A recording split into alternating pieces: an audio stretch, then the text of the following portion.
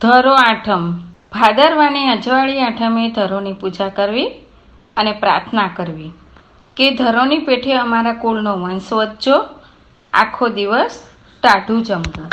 સાસુ ને વહુ હતા. ધરો આઠમનો દાડો આવ્યો. સાસુ કહે, વહુ ખેતરમાં ઘાસ લેવા જાઓ. વહુ ધરો આઠમનું વ્રત કરતી હતી એટલે ઘાસ લેવા સી રીતે જાય? એણે સાસુને ના પાડી. સાસુ તો વહુની અનિચ્છા છતાં ખેતરમાં ઘાસ લેવા નીકળી. એટલે વહુની ઈચ્છા ન હતી, કેમ કે એને ધરો આઠમનું વ્રત હતું. એટલે સાસુએ કીધું છતાં એ તેની સાથે ખેતરમાં ઘાસ લેવા નીકળી અને વહુને છણકો કરીને સાથે આવવા દાબ દીધો. વહુએ ઘોડિયામાં છોકરાને ઊંઘાડ્યો, ઘરના કમાડ ભીડ્યા અને દાંતણું લઈને સાથે ચાલી નીકળી. વહુનો ઘાસ વાઢતા જીવ ચાલતો નથી. ધરો આઠમને દાડે લીલું તરુણું કેમ તોડાય? સાસુને ના તો કહેવાય નહીં. એ તો ધરો ધરો બચાવતી જાય અને બીજું ઘાસ વાઢતી જાય.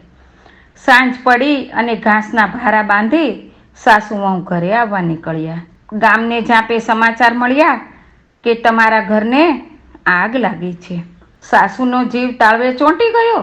એણે ભારો નાખી દીધો અને ઘરે જવા દોટ મૂકી.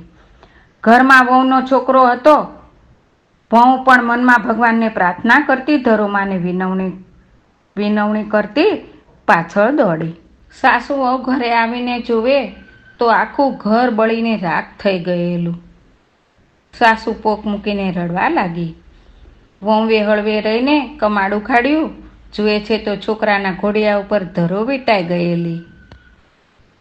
છોકરો તો ઘોડિયામાં હાસે રમે અને કલ્લોલ કરે. વહુને ધરો આઠમનું વ્રત ફળ્યું. સાસુ પણ વિલાપ કરવો મૂકી છોકરાને રમાડવા લાગી. એવો ધરો આઠમના વ્રતનો પ્રભાવ છે. જય ધરો આઠમ.